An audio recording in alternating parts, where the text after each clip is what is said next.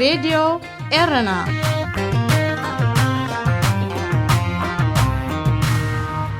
ኣብ ጂሮ ዲኢታልያ ይሳተፉ ካብ ዘለዉ ሰለስተ ኤርትራውያን ናትናኤል ብርሃነ ብዘጋጠሙ ሓደጋ ቅድድሙ ቋሪጹ። ኣብ ሱዳን ሓንቲ ካብተን ክልተ ደቂ ኣንስትዮ ኣባላት ልኡላዊ ቤት ምኽሪ ሲቪላዊ ምሕደራ ይጉሰሎ ብዝብል ስልጣና ሓዲጋ። ኣሜሪካ ኣብ ቀርኒ ኣፍሪቃ ንዝመደበሩ ናይ ልፍንቲ ሓይሊ ሓድሽ ኣዛዚ መዲባ። ኣርእስታት ዜና ኢኹም ክትከታተሉ ጸኒሕኩም ክቡራት ሰማዕትና ዝርዝራቱ ይቕጽል። ካብ 8 ግንቦታት ሒዙ ኣብ ዝካየድ ዘሎ ቅድድም ጂሮ ዲኢታልያ ካብ ዝሳተፉ ዘለዉ ሰለስተ ኤርትራውያን ሓደ ዝኾነ ናትናኤል ብርሃነ ብሰንኪ ዘጋጠሙ ሓደጋ ካብቲ ውድድር ከም ዝተኣልየ ፈረንሳዊት ጋንቱ ኮፊሊስ ኣረጋጊጻ። ናትናኤል ብሰንበት 23 ግንቦት ኣብ ዝተኻየደ መበል 15 መድረኽ ውድድር ጂሮ ዲኢታልያ ብዘጋጠሞ መውደቕቲ መላግቦ መንከቡ ከም እተመዛበለ ዝሓበረት ጋንቱ ኣብዚ እዋንዚ ጥዕኑ ኣብ ድሓን ኩነታት ከም ዘሎ ገሊጻ። ኣብ ጂሮ ዲኢታልያ ንሳልሳይ ግዜ ብሓፈሻኻ ኣብ ውድድር ግራንድ ቱር ንመበል 7ይ እዋን ክሳተፍ ዝጸንሐ ናትናኤል ብድሕርቲ ብሰንበት ምስ ካልኦት ብዙሓት ተቐዳደምቲ ዘጓነፎ ናይ ምውዳቕ ሓደጋ ካብዚ ንመበል 140 ዓመት ዝካየድ ዘሎ ቅድድም ተኣልዩሎ። ናትናኤል ንዝርከቦም ብዙሓት ሱሙያት ተቐዳደምቲ ዝለከመ ሓደጋ ምስ ተኸስተ ነቶም ዝተሃስዩ ንምልሓልን ህጹጽ ሕክምናዊ ሓገዝ ንምሃብን እቲ ቅድድም ን15 ደቂቕ ደው ክብል ተገዲዱ እዩ። ኣብዚ ኣብ 16 መድረኻት 2676 ኪሎ ሜትር ሸፊኑ ዘሎ መበል 104 ጂሮ ዲኢታልያ ኤርትራውያን ኣማኑኤል ገብረ እግዚኣብሔርን ናትናኤል ተስፋጽዮንን ንንክልባቶም ብምውካል ቅድድም ኣብ ምቕጻል ይርከቡ። ኣባል ልኡላዊ ቤት ምኽሪ ሱዳን ዝኾነት ዓይሻ ሙሳ ብወታደራት ዝተዓብለለ መሰጋገሪ መንግስቲ ንሲቪላዊ ምሕደራ ይጎስዮሎ ብዝብል ስልጣና ገዲፋ። ንሳ ድሕሪ ምውዳቕ ስርዓት ኣልበሽር ካብ ወታደራውን ሲቪላውን ወገናት ብልፍንቲ ኣብ ዝቖመ መሰጋገር መንግስቲ ዝተወከሉ 14 ልኡላዊ ቤት ምኽሪ ሱዳን እያ። እቲ ን39 ኣዋርሕ ብመሰጋገሪ ስልጣን ክሕዝ ዝተባህለ ልኡላዊ ቤት ምኽሪ ሱዳን ብወታደራት ስለ ዝተዓብለለ ናይቶም ሲቪል ኣባላት ድምፂ ኣይስማዕን እዩ ክትብል እያ ዓይሻ ሙሳ ወቒሳ። ድምፂ ሲቪላውያን ኣባላት ኣብ ዘይስማዓሉ ቤት ምኽሪ ድማ ኣባሉ ኮይና ክትቅጽል ስለ ዘይደልየት ካብ ስልጣን ክትእለ ከም ዝወሰነት ኣብ ሳልስ እዚ ብቪድዮ ዘመሓላለፈቶ መልእኽቲ ኣፍሊጣ። ዓይሻ ብተወሳኺ እቲ ብወታደራት ዝተዓብለለ ዝበለቶ ቤት ምኽሪ ናጻ ሓጋጋ ኣካል ኣንቦቓም ኮነ ኢሉ ምድን ጓያት የርእሎ ክትብል ነቒፋ። ኣብ ርእሲ እዚ ኣብ ዝሓለፈ ቅንያት ኣብ ዝተኻየደ ሰላማዊ ሰልፊ ሓይልታት ሰራዊት 2 ሰልፈኛታት ድሕሪ ምቕታሎም ስልጣን ብፈቐዳ ንምሕዳግ ብ12 ግንቦት ናብቲ ቤት ምኽሪ ወግዓዊ ሕቶ ከም ዘቕረበት ሓቢራ። ኣብ ናይ ምስጋር መስርሕ ትርከብ ሱዳን ዳግማይ ናብ ወታደራዊ መልክዕ ከይትወድቕ ስጋት ብዙሓት ዜጋታት ተሃገር እዩ። ኣሜሪካ ኣብ ዞባ ቀርኒ ኣፍሪቃ ንዝመደበሩ ናይ ልፍንቲ ሓይሊ ሓድሽ ኣዛዚ መዲባ። ሓድሽ ተመዚዙ ዘሎ ሜጀር ጀነራል ዊልያም ዛና ቅድሚኡ ንዝነበረ ሜጀር ጀነራል ላፕስ ፍሎራ ብምትካእ ኣብ ዞባ ቀርኒ ኣፍሪቃ ንዝርከብ ሰራዊት ኣሜሪካን ሓይልታት ልፍንትን ክመርሕ እዩ። እቲ ጀነራል ኣዛዚ እዚ ሰራዊት ኣሜሪካ ብኣፍሪቃ ጀነራል ስቴፈን ታውንሰንድ ኣብ ዝተረኽበሉ ኣጋጣሚ ኣብ ዝሓለፈ ሰሙን እዩ ሓድሽ መዝነቱ ተረኪቡ። ኣሜሪካ ኣብ ጅቡቲ ብቐዋምነት ዓስኪሩ ንዝርከብ ኣሳት 5,000 ብዝሒ ዘለዎ ሰራዊታ ንምዕባዩ ትሰርሕ ከም ዘላ እዩ ዝግለጽ። እዚ ድማ ግብረ መልሲ ናይቲ ቻይናን ሩስያን ናብ ቀርኒ ኣፍሪቃ ገዚፍ ጠመተ ምግባርን ምዃኑ ተንተንቲ ፖለቲካ የረድኡ።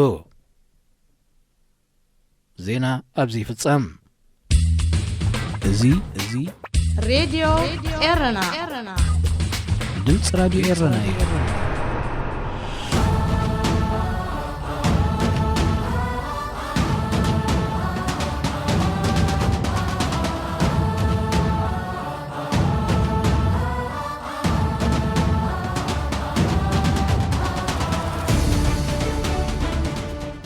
ሰላም ከመይ ትኾኑ ዝኸበርኩምን ዝኸበርክንን ኣፍቃር ስፖርት ሰሙናዊ መደብ ስፖርት ሒዝና ቀሪብና ኣለና። ኣብ ናይ ሎሚ 25 ግንቦት 2021 ፈንወና ንመበል 104 ጂሮ ዲኢታልያ ንኩነታት ናትናኤል ብርሃነ ንተሳትፎ ሄኖክ ሙልብርሃን ኣብ መበል 30 ዙር ኣልፕስ ኤሴሬ ንመልእኽቲ ኣሌክሳንደር ኢሳቕን ካልኦት ስፖርታዊ ሓበሬታታትን ክንደስስ ኢና። ምክትታልኩም ብኽብሪ ንዕድም።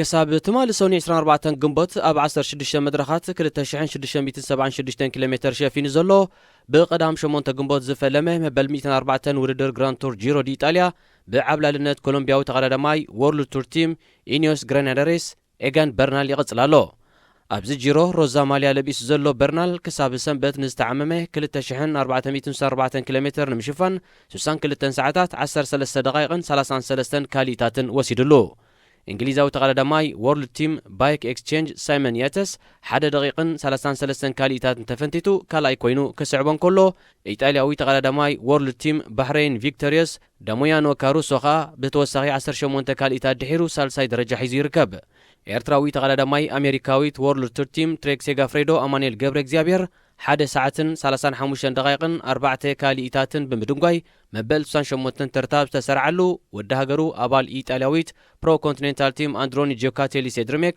ናትናኤል ተስፋጽን 2 ሰዓታትን 13 ደቂቃን 15 ካሊኢታትን ድሒሩ መበል 99 ተርታ ተሰሪዕሎ ብጋንታ ደረጃ ቀዳመይቲ ኮይና ንትመርሕ ዘላ ክለቡን ብውልቁን ከዓ ካብ በርናል ብ3 ደቂቃን 3 ካሊታትን ብምፍንታት ሻልሻይ ደረጃ ሒዙን ዘሎ ኢጣልያዊ ወድጋንቱ ጁልዮ ቺቾኔ ኣብ ምዕዋት ልዑል ተራት ጻወት ዘሎ ፓንታኒ ብዝብል ቅጽል ስም ዝፍለጥ ኣማኑኤል ገብረ እግዚኣብሔር ጎኒ ጎኒ ዝህቦ ዘሎ ደገፍ ሒዝዎ ዘሎ ተርታ ኣዝዩ ዝምስገን እዩ ወዲ 22 ዓመት ናትናኤል ተስፋጽን እውን እንተኾነ ኣብ ፈለማ ዓመት ናይ ፕሮፌሽናል ዘመኑ ኣብዚ ዝና ዘሎ ውድድር ግራንድ ቱር ኣብ ሳልሳይ መድረኽ መበል 18 ኣብ 10ይ መድረኽ መበል 17 ኣብ መበል 12 መድረኽ ድማ 13 ተርታ ኮይኑ ብምእታው ብሓፈሻ 3 ግዜ ምስ ብሉጻት 20 ተቐዳደምቲ ብምዃን ውድድሩ ክዛዝም ብምብቅዑ ልዑል መጎስ ዝግብኦ እዩ ኤጋን በርናል ብዘይካ ንሮዛ ማልያ ንጻዕዳ ማልያ ብሉጽ መንእሰይ እውን ደሪቡ ዝሓዘ ክኸውን ከሎ ኣባል ወርልድ ቱር ቲም ቦራ ሃንስግሮ ስሎቫኪያዊ ክኢላ ቀጽበታ ውድድር ፒተር ሳጋን ንቀጠልያ ማልያ ብሉጽ ሸኾኻይ ፈረንሳዊ ተወዳዳራይ ወርልድ ቱር ቲም ኤጌቱ ቺትሮይን ጂኦፍሪ ቦቻር ድማ ንማልያ ንጉስ ዓቐብ ለቢሶመን ኣለዉ በጋንታ ክለባት ኢኒዮስ ግራናዳሪስን ሙቪስታርን ንትሬክ ሴጋፍሬዶ ተኸቲለን ኣብ ካልኣይን ሳልሳይን ደረጃ ይርከባ ጂሮ ዲኢጣልያ ሎሚ ሰሉስ ዕረፍቲ ሙሳድ ጽባሕ ረቡዕ ካብ ካናዛይ ናብ ሴጋ ዲያላ 193 ኪሎ ሜትር ምጓዓዝ ንመበል 17 መድረኽ ክቕጽል እዩ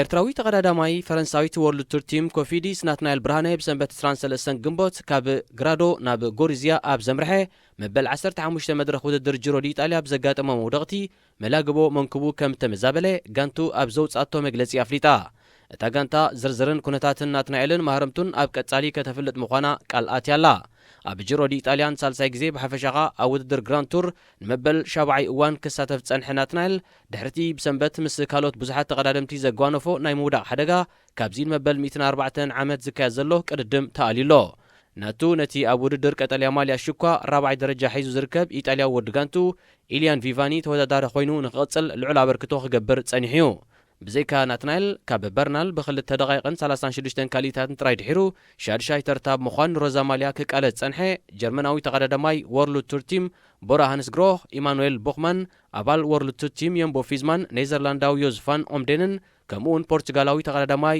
ወርልድ ቱር ቲም ኢኤፍ ኤዱኬሽን ኔፖ ሩበን ጎሮሮን ብድሕርቲ ምስ ናትናኤል ዘጋጠሞም መኻልፍ ካብቲ ጂሮ ክሰናበቱ ተገዲዶም እቲ ናይ ምውዳቕ ሓደጋ ቅድድም ምስ ተጀመረ ኣብ መበል 3 ኪሎ ሜትር ይተኸሲቱ ኣካየቲ ናይቲ ውድድር እቲ ሓደጋ ምስ ተኸስተ ነቶም ግዳያት ዝኾኑ ተቐዳደምቲ ሕክምናዊ ሓገዝ ንምሃብ ምእንታን ክኽእል ነቲ ቅድድም ን15 ደቂቕ ንግዚኡ ደው ናይ ምባል ስጉምቲ ከም ዝወሰዱ ተፈሊጡ ራድዮ ኤረና ምድብ ስፖርት ናትናኤል ኣብ ዝሓፀረ እዋን ሓዊዩ ናብ ውድድር ክምለስ ሰናይ ምንዮታ ትገልጽ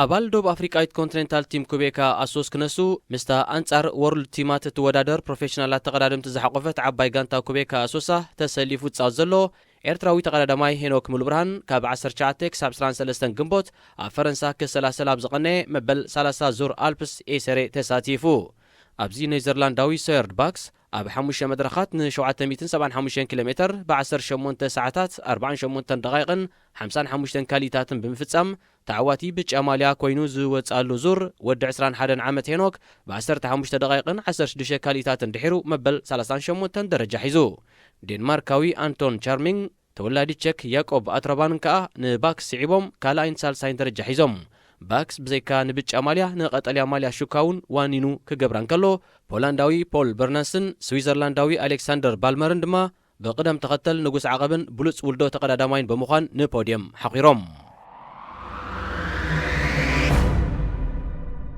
ኤርትራዊ ሽወደናዊ አጥቃዒ ስፓኛዊት ክለብ ሪያል ሶሲዳድ አሌክሳንደር ኢሳቅ ብምኽንያት ትማሊ ተዘኪሩ ዝወዓለ መበል 30 ዓመት መዓልቲ ናጽነት ኤርትራ ናብ ኩሉ ኤርትራዊ ናይ እንቋዕ ኣብ ጸሓና መልእኽቲ ብቪድዮ ኣመሓላሊፉ። ወዲ 21 ዓመት አሌክሳንደር ኣብቲ ባንዴራ ኤርትራ ለቢሱ ብቋንቋታት ትግርኛን እንግሊዝን ዘመሓላለፎ መልእኽቲ ሰላም ንኹልኹም ኤርትራውያን ኣብ ውሽጥን ኣብ ወፃእን ዘለኹም የውሃና ንመበል 30 ዓመት ናጽነትና ብምባል ትምኒቱ ገሊጹ። ኣቐዲሙ ምስ ክለባት IAK ናይ ሽዌደን፣ ቦሩሲያ ዶርትሞንድ ናይ ጀርመን፣ ዊለም ክልተ ናይ ኔዘርላንድን ተጻወተ አሌክሳንደር ሎሚ ዓመት ማልያ ክለብ ሪያል ሶሲዳድ ለቢሱ ኣብ ዘካየዶ 34 ግጥማት ላሊጋ ስፓኛ 17 ግዜ ኩዕሶን ሰኪዕትን ብምውሃድ ሻድሻይ ተርታ ኣብ ርእሲ ምስርዑ ጋንቱ ኮፓ ዴል ሬይ ስፓኛ ንኸተልዕልውን ዓብ እጃም ኣበርኪቱ። ወናኒ ቼልሲ ሮማን አብራሞቪች ኣብ ዓመተ 2021 ኣብ መሳልል ዝርዝር ሰብ ጸጋ ሳንዴይ ታይምስ 4 ደረጃታት ዘሊሉ። እዚ ኣብ ዝሓለፈ ዓመት መበል 12 ደረጃ ሒዙ ዝነበረ ሩስያዊ በዓል ጸጋ ኣብዚ ሒዝናያ ዘለና ዓመት 4 ደረጃታት ብምምሕያሽ ናብ ሻምናይ ከም ዝደበ ተፈሊጡ። ወዲ 54 ዓመት አብራሞቪች ኣብዚ ዝሓለፈ 12 ወርሕ ካብ ወፍሪ ሓፃዊንን ካልኦት ማዕድናትን ድሕሪ ዝደለቦ ኣታዊ ንርእሰ ማሉ 2 ቢልዮን ፓውንድ ከም ዝወሰኸሉ ይግለጽ። እዚ ማለት ርእሰ ማል አብራሞቪች ኣብዚ ሰዓት እዚ 12.101 ቢልዮን ፓውንድ ከም ዝበጽሐ ጸብጻብ ሳንዴይ ታይምስ ይሕብር። ዝርዝር ሰብ ጸጋ ሳንዴይ ታይምስ ብጋዜጣ ሳንዴይ ታይምስ ዝዳለ ኮይኑ ዓመታዊ ኣብ እንግሊዝ ንዝማእከሎም ሃብታማት ኣውፈርቲ ብኣታዊታቶም እናወዳደረ ደረጃኦም ዝሰርዕ መስርሕ እዩ። ኣብ 2003 ንለንደናዊት ክለብ ቼልሲ ክውንን ዝበቕዐ አብራሞቪች ብሰንኪ ጸገማት ቪዛ ኣብ ዝሓለፈ 3 ዓመታት እግሩ ኣብ እንግሊዝ ከም ዘየንበረ ይንገር። ኣብዚ እዋን ኣብ እስራኤል ዝነብር ዘሎ አብራሞቪች ቅድሚ 10 መዓልታት ጋንቱ አንጻር ክለብ ባርሰሎና ንዋንጫ ሻምፒዮንስ ሊግ ደቂ ኣንስትዮ ኤውሮጳ ንምዕታር ኣብ ዝገጠመትሉ እዋን ነቲ ጸወታ ንምዕዛብ ኣብ ሽወደን ዝተረኣየ ክኸውን ከሎ ድሕርቲ ግጥም ድማ ነተን 4-0 ዝተሳዕራ ተጻወቱን ኣሰልጣኒተን ኤማ ሃይንስን ኣጸናኒዕወን።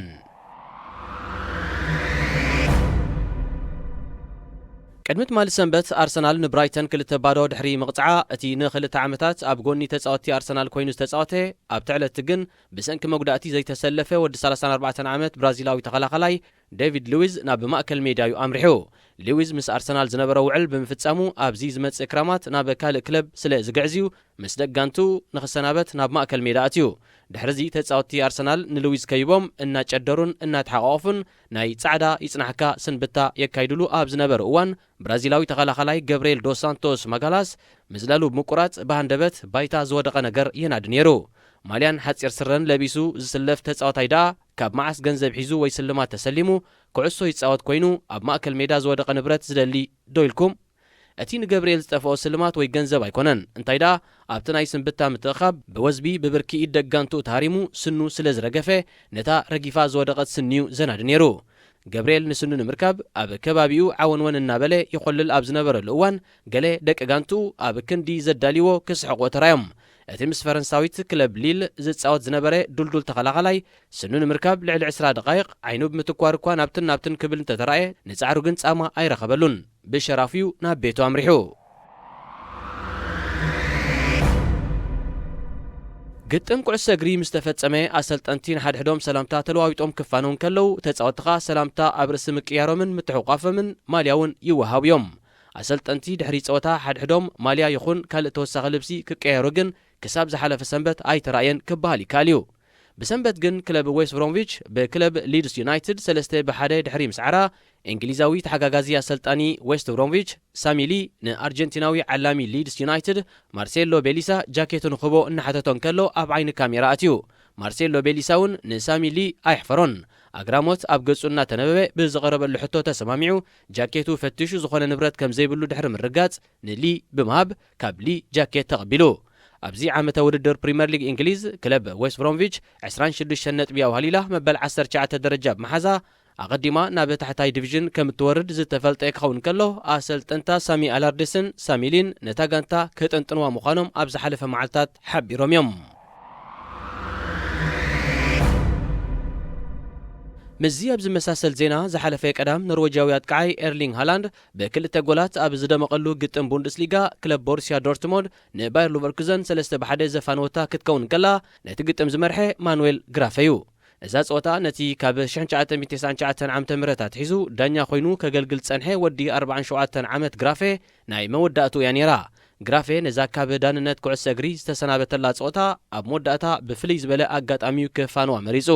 ነቲ ለቢስዎ ዝነበረ ናይ መንጎኛ ማልያ ምስ ማልያ ኤርሊንግ ሃላንድ ብምልዋጥ ግራፌ ማሊኡ ንሃላንድ መሃብ ካብ ሰብነቱ ኣብ ዘውጻሉ ብታሕቲ የቐኒየለይ ብዝብል ጽሑፍ ዝተሰነ ስእሊ ናይ ስድራ ቤቱ ዝሰፈሮ ጻዕዳ ማልያ ተኸዲኑ ነይሩ። ድሕረቲ ማልያ ናይ ምልዋጥ ፍጻሜ መንጎኛ ግራፈን ተሓጋገዝቱን ምስቲ ኣብዚ እዋን እዚ ኣብ ኣዝዩ ጽቡቕ ቁመና ዝርከብ ወዲ 20 ዓመት ኣጥቃዓይ ብሓባር ናይ መዘከርታ ስእሊ ኣትሪፎም በተን ኣብዚ ዕለት እዚ ዘቑፀረን ክልተ ጎላት ኣብዚ ዓመተ ውድድር ንብዝሒ ሸቶታቱ 40 ዘብፅሐ ሃላንድ ድሕሪ ብራዚላዊ ሮናልዶ ናዛሪዮ ነዚ ቁፅሪ እዚ ክበፅሕ ዝኽኣለ ናይ ፈለማ ትሕቲ 21 ዓመት ዝዕድሚው ተፃዋታይ ክኸውን በቂዑ። ሃላንድ ምስ ዳኛ ብድሕሪ ፆታ ብፍሉይ ክረኸብ ትማሊ ቀዳም ፈለሙ ኣይኮነን።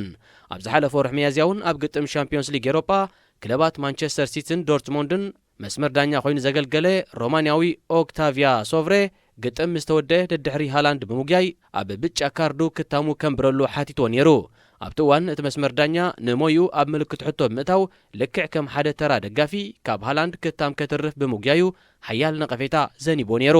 ድሕሩ ግን ሶቭሬ ክታም ፍሉጣት ስፖርታውያን ኣኪቡ ናብ ጨረታ ብምውራድ ካብ ዝረኸቡ ኣታዊ ሕማም ኦቲዝም ንዘለዎም ደቂ ሃገሩ ናይ ምድጋፍ ልምዲ ከም ዘለዎ ስለ ዝተፈልጠ ብሰናይ ተግባሩ ናዳ ኣትሪፍዩ። ተኸላኸላይ ክለብ ማንቸስተር ዩናይትድን ሃገራዊት ጋንታ እንግሊዝን ዝነበረ ኣብዚ እዋን እዚ ድማ ኣብ መደበር ቴሌቭዥን ቢቲ ስፖርት ከም ተንታኒ ፀወታ ኩዕሶ እግሪ ኮይኑ ዝሰርሕ ዘሎ ሪዮ ፈርዲናንድ ብሰንበት ክለባት ማንቸስተር ዩናይትድን ወልቭስን ኣብ ስታድየም ሞሊኒክስ እናገጠማን ከለዋ ብሓደ ደጋፊ ወልቭስ ዓሌታዊ ናይ ቃላት መጥቃዕቲ ወሪድዎ። እቲ ወዲ 31 ዓመት ምዃኑ ዝተነግረሉ ደጋፊ ንፈርዲናንድ ህበይኻ ንምባል ብልሳኑ ድምፂ ህበይ ብምውፃእ ከም ዝፀረፎ ተፈሊጡ። ፈርዲናንድ ነቲ ዝወረዶ ዓሌታዊ መጥቃዕቲ ኣመልኪቱ ኣብ ዕረፍቲ ናይቲ ግጥም ኣብ ማሕበራዊ ሚድያ ኣብ ዝሓለፈ ሰሙን ደገፍቲ ናብ ሜዳ ኩዕሶ እግሪ ተመሊሶም ብኣካል ፀወታ ክርዩ ብምኽኣሎም ዘሕጉስን ዘይእመንን ነይሩ። ነቲ ኣንጻረይ ብድምፂ ህበይ ብምውጫጩ ካብ ስታድየም ዝተባረረ ደጋፊ ወልቭስ ክብሎ ዝደሊ እንተሎ ክትመሃርን ካብ ሜዳ ኩዕሶ እግሪ ጠቕሊልካ ክትባረርን ይግባእካ፣ መፂኻ ርኸበኒ፣ ብዓሌታዊ መጥቃዕቲ ሰብ ከመይ ከም ዝጉዳእ ከረዳእከ ዝብል መልእኽቲ ዘርጊሑ። ክለብ ወልቭስ ንፈርዲናንድ ኣብ ዝሃበቶ መልሲ ሪዮ በዚ ዘጋጠመ ነገር ካብ መዓሙቕ ልብና ኣዚና ንሓዝን ብምባል ይቕሬታ ድሕሪ ምሕታታ እዚ ውልቀ ሰብ እዚ ንክለብና ደገፍትናን ክብርታትናን ኣይውክልን እዩ፣ ፖሊስ ነዚ ሰብ እዚ ኣብ ትሕቲ ቀይዲ ከም ዘእተዎ ከነረጋግፀልካ ንፈቱ፣ ንሙሉእ ዕድሚኡ ካብ ስታድየምና ንምእጋድ ዘጠቓለለ ተሪር መቕፃዕቲ ኣብ ልዕሊኡ ክንወስድ ኢና ኢላ። ፖሊስ ምዕራብ ሚድላንድ ቦገኑ ነቲ ዓሌታዊ ደጋፊ ኣብ ትሕቲ ቀይዲ ከም ዘእተዎ ብምሕባር ዝኾነ ይኹን ከምዚ ዝኣመሰለ ገበን ከም ዘይፃወር ኣፍሊጡ። ፀወታ ምስ ተወድአ ኣብ ቢቲ ስፖርት ነዚ ክስተት ብዝያዳ ንኸብርህ ዕድል ዝረኸበ ፈርዲናንድ እቲ ዓሌታዊ ደጋፊ ኣብነት ናይ ሓደ ቁኑዕን ጌጋን ክፈልጥ ዘይክእል ምህሮ ዝወሓዶ ሰብ ምዃኑ ገሊጹ።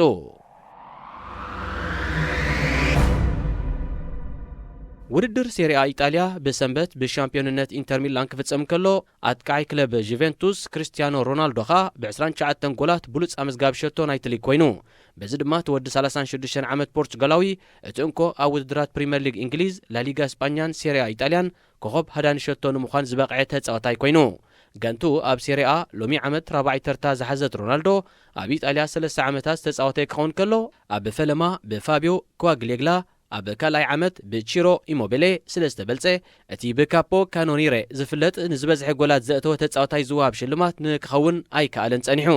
ሮናልዶ ጁቬንቱስ ካብ ፅምበር ኣብ 97 ፀወታታት ሴሪኣ 81 ጎላት ብስሙ ኣፅሒፉ።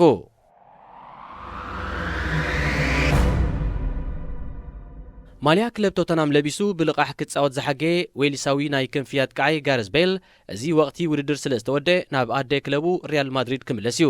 እዚ ወዲ 31 ዓመት ተፃዋታይ ምስ ማድሪድ ዘለዎ ውዕል ገና ሓደ ዓመት ዝተርፎ እኳ እንተኾነ ምስታ ጋንታ ስምምዕ ስለ ዘይብሉ ግን እንተስ ብመሸጣ እንተስ ብልቓሕ ናብ ካልእ ክለብ ምኻዱ ኣይተርፎን እዩ። ነቲ ሰሙናዊ 650,000 ፓውንድ ዝበፅሕ ደመዙ ክዕቅቦ እንተደሊኻ ብዝያዳ ነቲ ናይ ልቓሕ ኣማራፂኡ ከልዕል። ቤይል ብሰንበት ጋንቱ ቶተናም ኣብ ልዕሊ ሌስተር ሲቲ ናይ 4-1 ዓወት ድሕሪ ምጉንፃፋ ንመጻኢ ኣመልኪቱ ምስ ስካይ ስፖርትስ ኣብ ዝገበሮ ቃለ መጠይቕ ኣብዚ እዋን ብዛዕባታ ክፅምበራ ሓሲቡ ዘሎ ጋንታ እንተዳ ተዛሪቡ ዕግርግር ክለዓል ከም ዝኽእል ኣውኪዩ። ቤይል ዝገብሮ ይፈልጥ እየ፣ ገለ ነገር እንተደኣ ኢለ ግን ዕግርግር ክስዕብ እዩ። ሎሚ ነዚ ወቕቲ ውድድር ብዝሓሸ መልክዕ ንምውዳእ እንተዘይኮይኑ ዝሓስቦ ነገር የብለይን። ሕጂ ንውድድር ዩሮ 2020 ስለ እንእከብ ብዛዕቡ ጥራዬ ዝሓስብን ዘሰላስልን ኢሉ ቤይል ናብ ካልኦት ክለባት ንክኸይድ ብዙሕ ኣማራጺታት እኳ እንተለዎ መጻየይ ህውከት ዝፈጥር ምስግጋር እዩ ምባሉ ግን ሓደ ካብቲ ዕግርግር ክኸትል ይኽእል እዩ ተባሂሉ ዝእመነሉ ገለ ምስጋራት መጋዓዝ ናብታ ተጻይ ቶተናም ዝኾነት ኣርሰናል ክኸውን ከም ዝኽእል ይግመት። ካብ ወርሒ ነሓሴ 2020 ኣትሒዙ ክካየድ ጸንሐ ውድድር ኤውሮጳዊ ሊግ ጽባሕ ክፍጸም እዩ። ንፍጻሜ ዝበጽሓ እንግሊዛዊት ክለብ ማንቸስተር ዩናይትድን ስፓኛዊት ክለብ ቪላሪያልን ድማ ንዋንጫ ኤውሮጳዊ ሊግ ንምጭባጥ ጽባሕ ሰዓት 10 ምሸት ኣብ ስታድየም ማይስኪ ፖላንድ ክከራፈሰን ነቲ ግጥም ፈረንሳዊ ዳኛ ክሌሞ ቱርፓ ክመርሑ እዩ።